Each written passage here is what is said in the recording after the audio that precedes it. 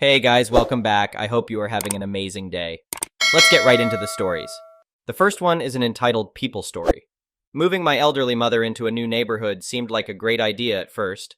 The quiet cul-de-sac, manicured lawns, and active homeowners association made it the perfect place for her to live out her golden years in comfort. If only we had known about the power-hungry homeowner association head lurking behind the pristine facade. My name's Jenny, and when my siblings and I noticed Mom was having trouble getting around her big two-story house, we decided a cozy one-level home with less maintenance would be ideal.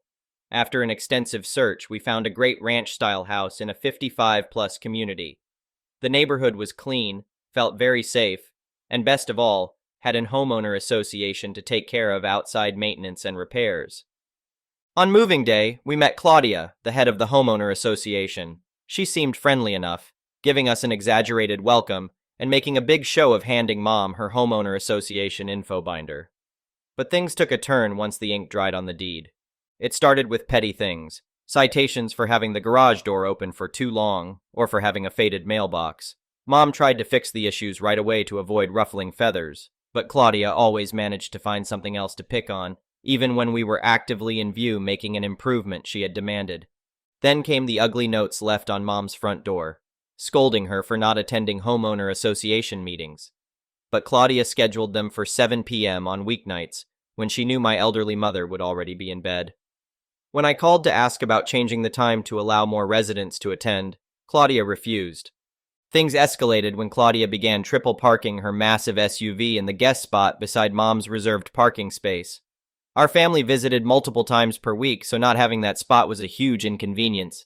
And since Claudia lived at the opposite end of the neighborhood, it made zero sense for her to park there. Clearly, she was doing it just to torment my mother. At first, we left polite notes asking Claudia not to take up the guest spot. When that didn't work, we appealed to her empathy, explaining that Mom had limited mobility and needed easy access for her weekly visits to the doctor. Claudia's response? A snippy note lecturing us about reading the homeowner association parking rules more carefully. I decided to fight fire with fire. I printed out a copy of the homeowner association bylaws and read them thoroughly. Just as I suspected, there was nothing prohibiting guests from using the unmarked spot beside a resident's assigned space. The next time Claudia blocked Mom's spot, I left a copy of the rules on her windshield, with the guest parking section highlighted. The following week, we awoke to find an amended copy of the homeowner association parking rules in our mailbox. Claudia had added an arbitrary new rule stating no guests were allowed to use the parking spaces under any circumstances. Mom and I were furious. We had specifically chosen this house because it had a space for visitors. I wanted to confront Claudia, but Mom pleaded with me not to cause trouble. So once again, I decided to go the legal route. I wrote a strongly worded letter to the homeowner association board, including photos of the multiple open spots surrounding Claudia's assigned space. I explained that she was intentionally blocking my disabled mother's visitor parking just to harass her. A few weeks went by without a response. In the meantime, Claudia continued her parking antics. She even graduated to leaving rude signs in Mom's guest space like, "No parking means you," with a big arrow pointed at the spot. The homeowner association board finally wrote back saying they were looking into the matter. It was clearly just a brush-off. I helped Mom file an official complaint against Claudia for discrimination under the Fair Housing Act. Since Mom's limited mobility qualified her as disabled, Claudia was violating federal law by blocking access for her visitors. We included a log of every date, time, and location Claudia had parked in the guest spot for the last 6 months. We even had photos showing her taking up multiple spots at once while other spaces sat empty. The evidence was overwhelming. A few weeks later, we got a letter stating that the homeowner association had assessed a warning fine against Claudia, which she tried to dispute. But they included a copy of the community parking guidelines, which specifically stated reserved visitor spots were not to be blocked under any circumstances. Her power trip was finally over. Embarrassed that her harassment was now documented in the homeowner association records, Claudia avoided us at all costs. Occasionally, we'd spot her glaring from her front window as we came to visit Mom, but at least now we could park in peace. The experience opened our eyes to the corruption that often hides beneath the surface of homeowner associations. While they provide some benefits to homeowners, far too many are plagued by leaders who abuse their minuscule amount of power. Our family learned to stand up to homeowner association bullies like Claudia. Just because they hand you a thick binder of nonsensical rules doesn't mean you have to blindly obey. Do your homework, stand your ground, and don't be afraid to get authorities involved if you're being discriminated against. In the end, we were thankful to split Claudia's power and show her she had messed with the wrong retiree. Mom has since been able to enjoy her home and frequent family visits. As for Claudia, she continues stewing in her own bitterness. But at least now she does it from afar. Justice was finally served. The next one is a pro-revenge story. I used to manage a catering company for my boss while he was undergoing chemotherapy. This is one of my first gigs where I was in charge. The bride calls me at 1 in the afternoon the day before the wedding and decides she wanted a cheaper menu. She and her husband already paid for almost everything, and it's far too late to change anything. I told her that, but she started throwing an idiot fit saying that she wants to change the steak to a chicken and demanded we either serve chicken or charge her the price of the chicken and she will not be paying for anything extra. I informed her that according to the contract she is to receive 150 steak lunches at a price of 50 per plate, and it also states that she can't change the menu unless she does it at least a month before the wedding. When she hears this, she flips the hell out and starts screaming at me, calling me illiterate, and telling me her fiancé is a lawyer and they will sue me, etc., etc. She handed the phone over to her fiancé, and he also started screaming at me saying it's his damn wedding and he can have whatever he wants. They end up firing me at the moment, and I inform them that the cancellation fee is 90% of the cost of catering, which I was already paid for. And they start screaming at me, telling me that I ain't crap, and they can get anyone to cater for them, and they are going to make me pay for it, etc. They end up hanging up on me, thank God, and I had an inkling that I should probably keep making the food in case they call tomorrow and they want us to cater. So we finish cooking, and the next day at 7 a.m., I get a call from the groom, and he demands that I come down there to cater the wedding, or they are going to sue me for not providing service. I calmly tell the guy that they terminated the contract yesterday, and as per the termination clause on the contract, we are entitled to keep 90% of the entire cost of catering. He is raging. He didn't say anything, but I can feel how mad he is over the phone. After a moment of awkward silence, I inform him that if he would like us to cater the event, he has to do same-day catering, which is 3x the original price I charged him. He has to pay all fees in advance, and the food depends on what we have available and ready, and we also reserve the right to refuse service. He gets really pissed off at this point, telling us this is extortion. He already paid for food, so he didn't have to pay again. I informed him again of the termination clause, and also informed him that the food was for a previous contract, and that contract had ended, and he would have to pay for it again. He ended up starting a new contract with us, and for 3x the original price. He tried to change the menu again just to spite me, but I then made sure he knew I reserved the right to refuse service. He and his bridezilla kept everything the same down to the baby carrots, and of course the steak, all while paying me 3x the original price if they had just stuck with the original contract.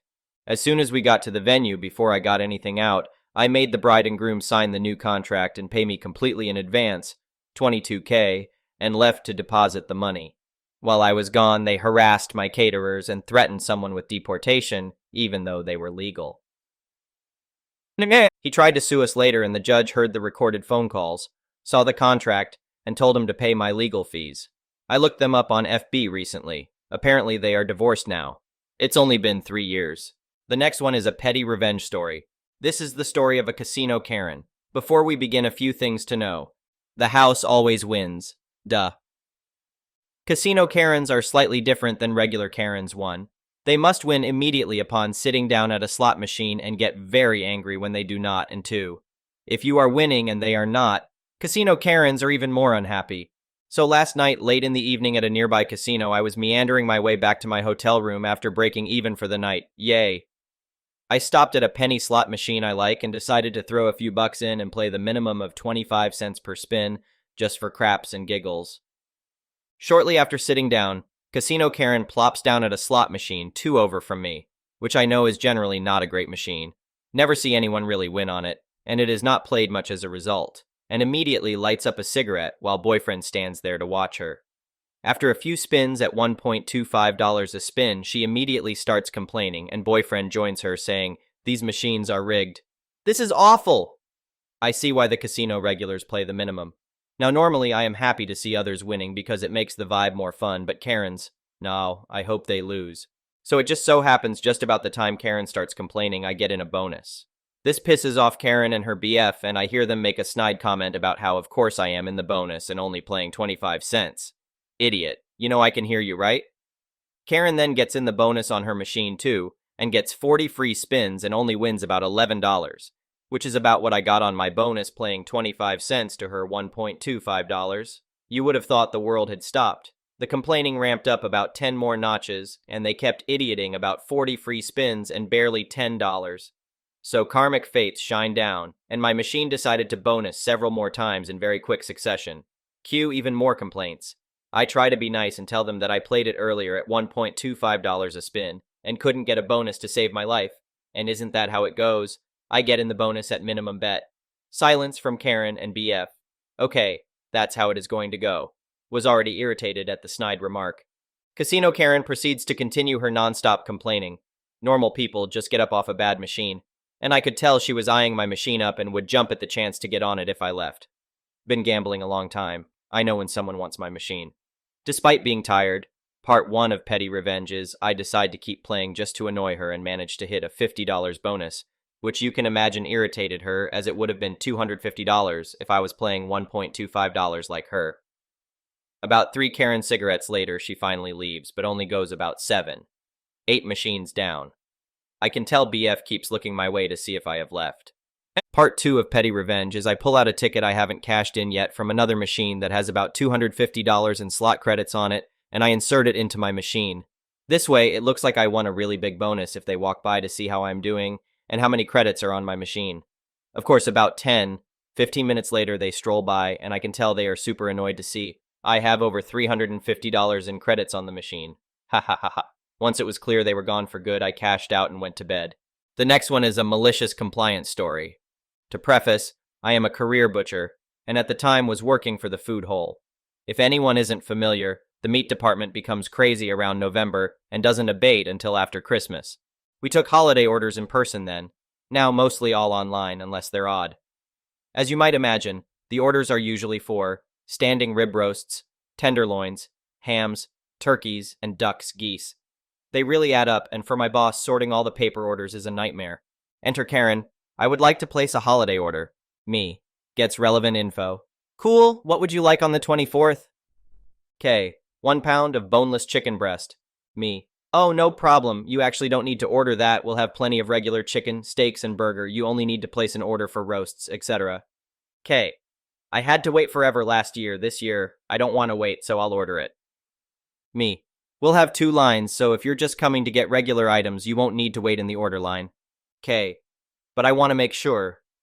At this point, I was already way done, so I decided I would comply. Maliciously.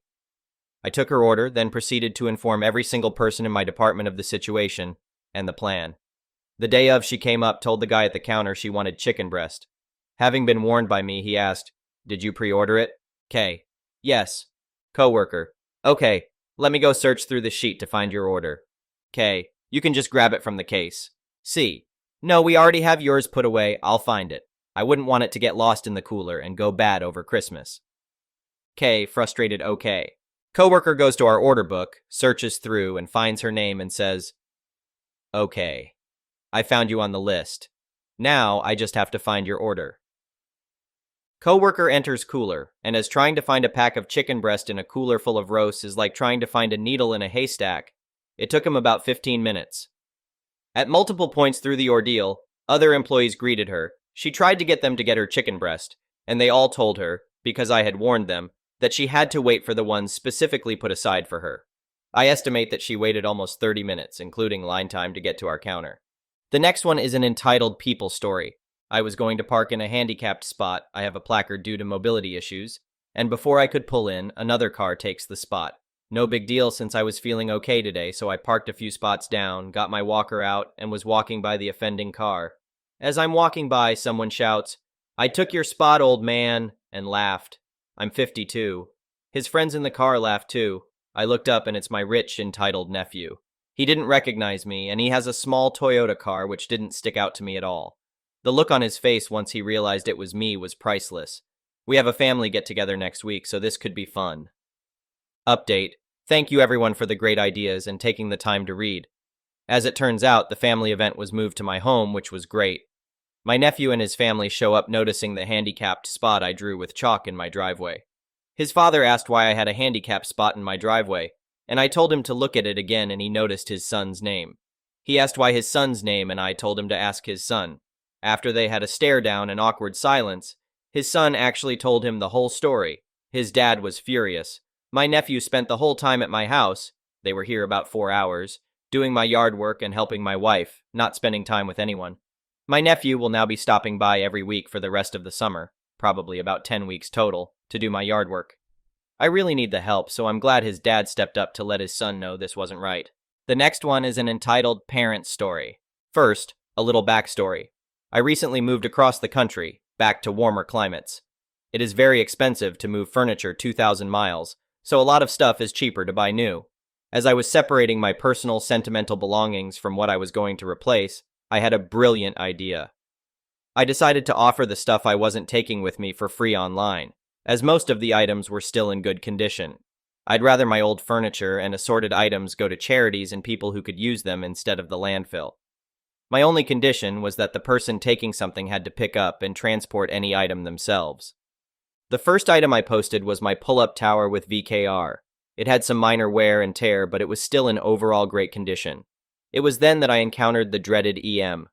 Thankfully, I only posted a newly created email account along with my town as my contact info to limit my exposure to potential threats, in this case, an irate Karen. No name, no address. Just the town so people could assess travel for pickup. Me EM mother completely detached from reality, IK innocent kid, college student. Soon after posting that my pull-up tower was available for free, I was contacted by IK. After an email correspondence, I suggested we talk on the phone and gave him my cell number. He called to discuss getting the tower. IK: Hi, I emailed you about the pull-up tower. I just started college at the state university in your town, and some friends and I are renting a house near campus. I think we could really use the equipment to save money by having it instead of a gym membership. Me: College is expensive, so I completely understand. Smart move on looking for ways to save money. I'd be happy to let you have it. You'll need to partially disassemble and reassemble it to get it through doorways. Nothing crazy, just a couple of screws and bolts. It's surprisingly lightweight at 75 pounds and easy to move, although I do recommend a van or something large for transport. When do you think you can come pick it up? IK: Probably next month. Me: Sorry, I'm moving in a couple of weeks, so I need it gone before then. If you can come sooner, it's yours. Otherwise, I'll have to give it to the next person. IK: Let me call my mom to borrow her car this weekend. It's a big SUV, and I should be able to swing by in a day or two. Me: Great, that's when everything started to go horribly wrong. It was clear from what transpired next that whoever coined the phrase "no good deed goes unpunished" had clearly met this EM. I get a phone call from IK's phone, so I answer. Me: Hello? EM: You can deliver my son's tower on Saturday at 10 a.m. Me: What? Who are you? EM: I'm the customer. Are you stupid or something? I want you to deliver his workout equipment on Saturday. That's when I can be at the house to let you in. I'm very busy, you know. Me: I'm not a store lady and I don't do deliveries. M: What? How dare you? I am a paying customer. Me: No, you aren't. The tower is free. I'm moving and giving it away. M: That's no excuse for treating a customer like this. I want to speak to your manager. I can have fired over this. As she continued to scream nonsense at me, the image of the stereotypical Karen haircut popped into my mind. I don't know whether she had one, but I'm guessing she did. I could practically see the haircut in my mind while she ranted. Her son seemed so nice and polite, so I'm wondering if he was adopted or there was a mix-up in the hospital. Then her next comment snaps me back to attention. EM: If you don't deliver on Saturday, I'll take my business elsewhere. Me: Fine by me. Later on, IK emailed me to apologize for his mother. Like I said, he was nice, so I'm guessing maybe he takes after his father. He said he still wanted the tower, and I told him he could still have it. He called me to get my address and directions, and that's when EM reappeared. IK: So what time works for you? Me: I have some meetings earlier in the day, but I can meet you after 5 p.m. I'm in the northern part of town and will text you the address when I get home. EM: Oh, it's you again. I hope you've learned how to be respectful to your customers. She must have snatched the phone from IK's hand because I could hear him protesting in the background. Me: Again, you are not a customer. It's free. EM: Well, that's no way to run a business, but I expect nothing less from an idiot. Me: Whatever, can you put IK back on? EM: Not until we get some things straightened out. Me. Like what? EM. If my son is going to pick up and assemble this himself, you need to compensate him. That's the polite thing to do. $500 sounds fair. Me. First, I'm not paying you to give your son something for free. Second, the item didn't even cost half that when it was still new, so no and no. EM. But my son is a smart college student with a bright future. His time is very valuable. Me. So is mine. EM. Not as much as my son's, so $500 should be fine. Besides, as a college student, he could use the money. Why are you being so selfish? Me. How is a free pull-up tower being selfish? EM. Also, what is the warranty on the product in case it breaks? Me. No money, no warranty. It's free and as is. EM. I need your company and warranty info in case it breaks and my son hurts himself, so I know who to sue. Lazy people, not the word she used. Like you don't make quality products. Me. I'm not a company. I don't work for the manufacturer. I didn't make it. I'm just moving and giving it away. What? Why are trying to give my son gifts then? Are you some pedophile trying to seduce my son?